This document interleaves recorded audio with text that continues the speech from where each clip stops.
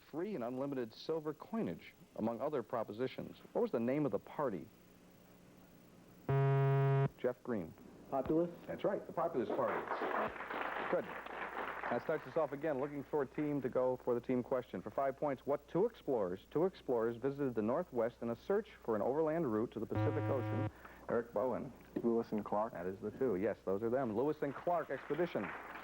Under the direction of President Jefferson, and that ties us in buzzer questions, one apiece. For 5 points, in the numbers from 1 to 40 million, there are only 7 of these numbers. What special numbers are these? There are only 7 between 1 and 40 million. Seeing no buzzes, the answer is perfect numbers. Perfect numbers. All right. Perfect numbers would have been a correct answer. We're still tied in buzzer questions, one apiece. What Roman goddess of wisdom and patroness of the... interrupted by Stacy Beach, Fort Plain. Athena? No, it wasn't Athena. I'll repeat the entire question for Greenwich. What Roman goddess of wisdom and patroness of the arts was supposed to have sprung fully armed from the brain of Jupiter? A Roman goddess of wisdom.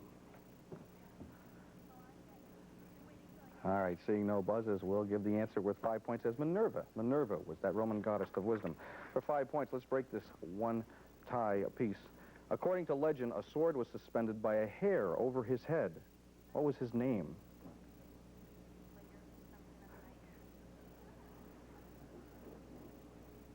A sword suspended by a hair over his head. The name was Damocles. And what timing? That bell indicates the end of the first half of Answers, Please. And we're still tied with the buzzer questions, which will remain in the second half. Let's check the score. 40-35, Fort Plain, our current defending champion, up by only 5. Looks like a close game again. They've done it many times now, and this could be another one. But in the second half, point value is double for all answers. We're certainly going to see a change in the score at that point. Let's go over to Greenwich High right now, because we want to welcome Eric Bowen, Allison Goodman, Jerry Ellis, and Amy Bozovsky. To Answers, Please. Good to have you here. You're holding your own against defending champions. I'm sure in the second half you're going to be buzzing as often or more often as you have in the first half. I'd like to ask each one of you, we have 3 out of 4 that are seniors and going on to occupations or schooling in the next year, but what has prepared you, do you think, the best, or what have you been involved with at Greenwich High that really has kind of been making the most difference for you, something you remember the most before you get to graduation? And I know, Jeff, you're going to be a junior, so think a second. What has really impressed you the most or helped you the most? Let's start with Eric Bowen.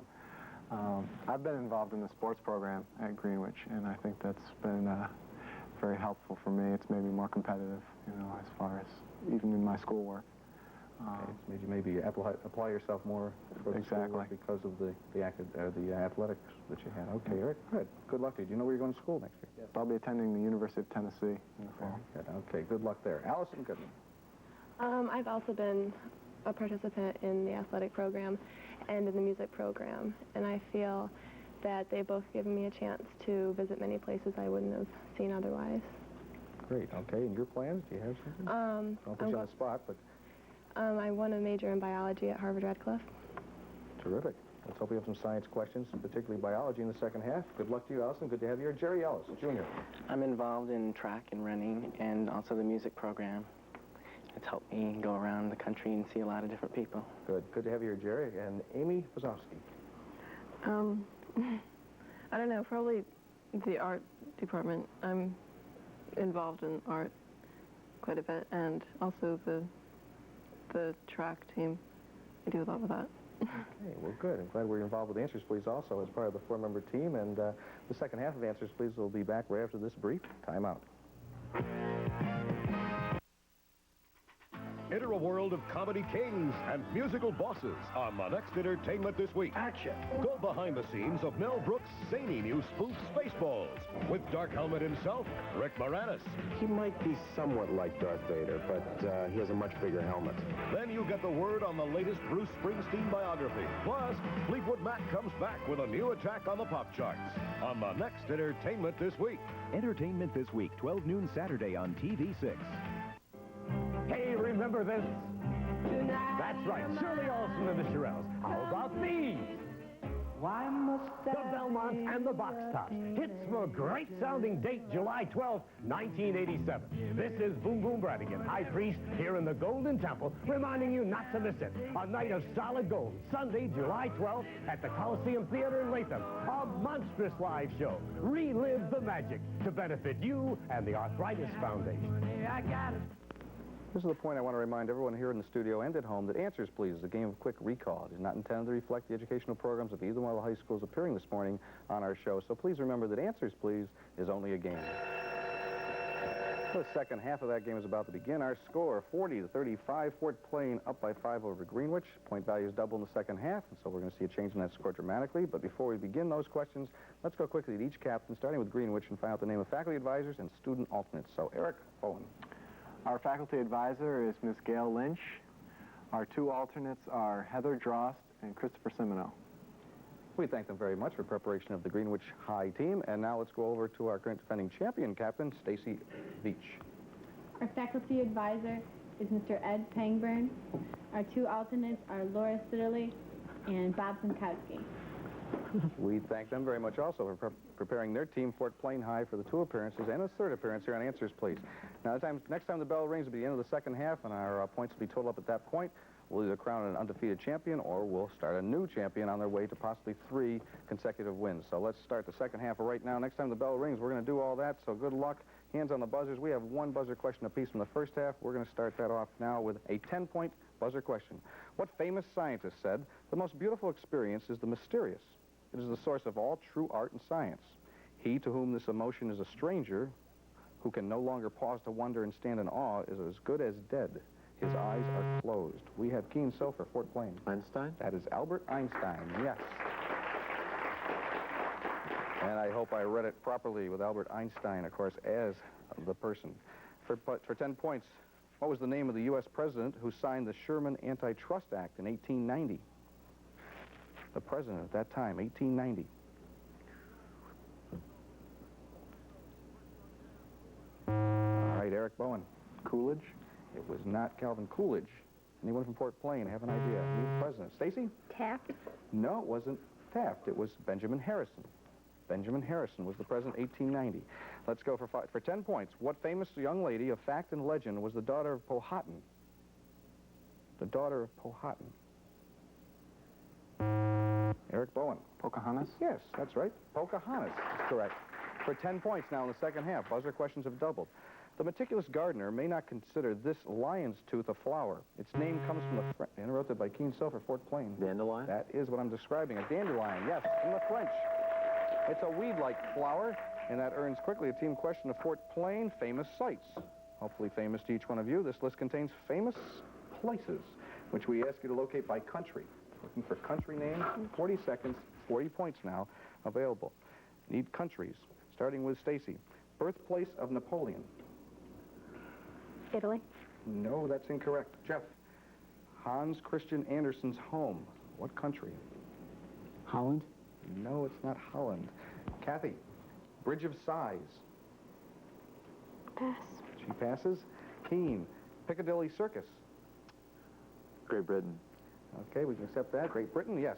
Okay, and 1 out of 4 on the team question. We had Corsica as the birthplace of Napoleon, Denmark, Hans Christian Andersen's home, and Italy, Bridge of Sighs, okay, in Venice. Let's go back to the buzzer questions. 10 points. The Austrian city, which was Mozart's birthplace. Wow, quick buzz by Kathy Fredericks, Fort Plain. Vienna. No, that's not the answer we're looking for. She said Vienna. Repeat the entire question for Greenwich. The Austrian city, which was Mozart's birthplace, takes its name from the large salt deposits in the area. What city is this?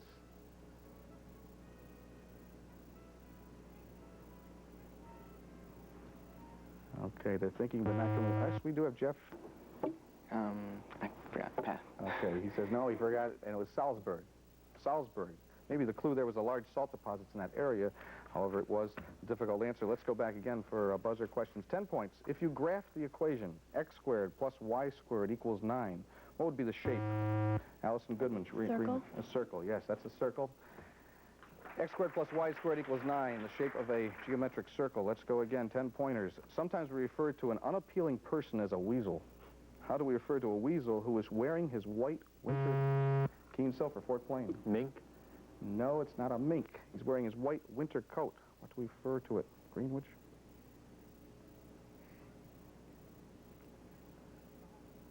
I don't see a term coming in their minds. The answer, ermine. Ermine is what we're looking for when it has its white winter coat. It's called an ermine.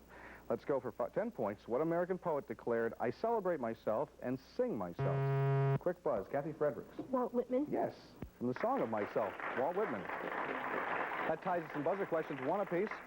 And you may want a pencil and paper for this answer. Otherwise, do it in your head. But a tower cast a shadow of 40 feet at the same time that a yardstick casts a shadow of 2 feet. How high is the tower? It casts a shadow of 40 feet at the same time a yardstick casts a shadow of 2 feet.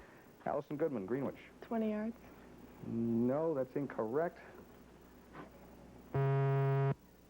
Stacy? 60 feet. Okay, now she said 20 yards. Okay, that is correct. All right, we'll give that to her even though we had it in feet here. 20 yards is correct. 60 feet is the right answer, so it does go over to Allison. Both had it correct. They get the points. Eric. We'd like our bonus question, All right, please. Eric is buzzed, indicating that he would like the next question to be a bonus. That means I'll give a chance for them to earn double the point values on a question for anyone from the team to answer. So, Buzz, when you know this answer, it's worth double the points. Good luck. What was the name of the legal authority who gave his code of laws to the world in 2100 B.C.? Gave his code of laws to the world in 2100 B.C. Eric Bowen. Clisthenes? No, that's not the answer we're looking for. Need the name from anyone from Fort Plain to steal the points. Keen? Hammurabi? That's it. Hammurabi is right. That means they have stolen the points away from Greenwich in that point, and of course, Fort Plain still has a bonus question of their own. They're allowed one each show. For 10 points, what is the Latin phrase which implies the information is from what is done after the act, or retrospective? A Latin phrase. Information is from what is done after the act or retrospective. Jeff Green. Ex post facto? That is right. Ex post facto. That ties Fort Plain at 2 apiece with Greenwich in buzzer questions like we've done before for 10 points. This part of the human body is almost impossible to destroy except by fire. It decays very slowly. It cannot be destroyed by cold, change of climate, water, or other natural forces.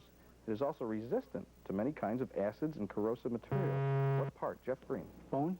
No, it's not the bone. Bone. What part of the body was I describing there? Impossible to destroy except by fire. Anyone from Green? Eric. Fingernail? Or the toenail? No, not the nails, not the cuticles. It's the hair. The common human hair is so described. Almost impossible to destroy except by fire. Let's still go on to buzzer questions to break the tie. It was President John Tyler's home, a frame house built in 1730 and described as the longest frame residence in the United States. The house's name is shared by the name of the forest where Robin Hood was supposed to have lived. Now we have the buzz. Keen Silver. Nottingham? No, that's not the name we're looking for. The name of the Allison. Sherwood. That's it. Sherwood Forest. All right. Sherwood Forest. The house is located near Colonial Williamsburg, and it's 300 feet in length. That bell indicates we're going to team question to Greenwich. You'll have double the point values here in the second half, 40 points possible. Pilgrims. Pilgrims is your topic. We are seeking information concerning the pilgrims who settled in New England in the 17th century. Start thinking back then. We're going to start with Eric. There were 5 deaths and 2 births aboard the Mayflower during the voyage. Within 5, how many people had sailed on the Mayflower? 35? No, that's incorrect. Let's try another one. Allison, thinking of pilgrims now, what was the name of the first the first agreement for self-government which had been signed by those males aboard who were freemen? The Mayflower Compact. That is right, the Mayflower Compact. Jerry, the Indians taught the pilgrims how to use alewives in their agriculture. What are alewives? A-L-E-W-I-V-E-S. Hose? Pardon me? Like hose? No, that's not correct. Let's go to the next one. Amy, quickly. We use the term pilgrim to describe some of the early settlers. When the word is not capitalized, what does pilgrim mean? I don't know. Okay, it's known as a traveler. A pilgrim is someone on the move, a traveler. All right, we had 1 out of 4 on the team questions. 102 is what we could accept for the number of voyagers on the Mayflower. It's between 97 and 107. And common small Atlantic fish, believe it or not, are alewives, taught by the Indians to the pilgrims. For 10 points, back to buzzer questions. What name is given to a map maker? A map maker. Jerry Ellis. Cartographer. That's exactly right. Cartographer. And 10 points quickly to Greenwich. Let's go quickly. A question asked for the sake of effect, rather than demanding an answer, is known as what kind of a question? Eric. Rhetorical? Rhetorical is right, for another 10 points. What treaty created the League of Nations? Jeff Green, Fort Plain. Treaty of Versailles. That is right for 10 points. Faster I go, the faster they answer. For 10 points, try this one. Enzymes serve a specific purpose in relation to biological chemical reactions. Allison. Digestion? No, digestion is not the term we're looking for. Enzymes serve a specific purpose in relation to biological chemical reactions. What is the enzyme's function? Jeff Green. Act as a catalyst. Okay, to speed up the reaction. A catalyst, yes. Enzymes, of course, are a part of the digestive system, but we needed to know they were catalysts, speeding up a reaction. For 10 points, these insects are noted from late May to early July, when the temperature is about 68 to 80 degrees Fahrenheit. They might be described as flashers, and scientists have named them... Stacy Veach. Lightning bugs? Yes, I'm glad you interrupted me. Fireflies are lightning bugs. I was about to pronounce the Latin term, and I won't try it right now. Let's go to team question, Fort Plain. You earned this one just now. 40 seconds, your time limit. 40 points are possible. Numbers, the topic. I will give you information and definitions to which you will answer with a number. Listen carefully. Lincoln called this number 4-score-and-7. 28. No, it's a little higher. Let's go on quickly. Jeff, the height of a basketball rim is how many feet? 10. 10 is right, yes. Kathy, the number of pieces of silver Judas Iscariot was paid for his betrayal of Christ was? 3. You said? 3. No, it's not 3. Let's go on keen quickly. How many feet are there in a bowling lane from the foul line to the head pin? 30. Double that. 60 would be correct. That was wrong. We had 60 as the length of that bowling alley. Going back quickly, 87, 4-score-and-7 years. 10 was correct for the height of the rim. 30 was the number of silver pieces. Let's go again. Back to buzzer questions. Both teams for 10 points. What U.S. city is located at the junction of the Schuylkill and Delaware Rivers? A large U.S. city located at the junction. Stacy Veach. Washington, D.C. It's not Washington, D.C. Need another city quickly. Greenwich. Jerry. Baltimore. Baltimore, no, it's Philadelphia. Philadelphia. For 10 points, this painter never finished his portrait of George Washington on purpose. He had been commissioned by Martha Washington, and he used the excuse that it was not complete to reserve it from her. In the meantime, he made many copies and money from those copies, all unfinished. Who was this painter? Any artist in the group that would know the painter? It doesn't look like it. So quickly, the answer would have been correct with Gilbert Stuart. Gilbert Stuart, all right? For 10 points, this Canadian was the first to isolate insulin. A Canadian who first was able to isolate insulin. On that question, we'll stop. Banting was our answer. Sir Frederick Banting. Let's check the score. We have 150, Fort Plain, Greenwich 105. Our judge is going to make sure that is correct, and we'll decide whether we have an undefeated champion or not right after this brief timeout.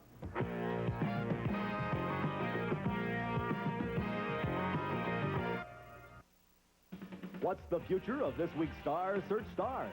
Watch to see if spokesmodel Teresa Ring retains her 5th championship. Will English sensation Nikki attain win number 3? I found myself somebody. Can dance champs Eddie and Lisa catch their 5th victory?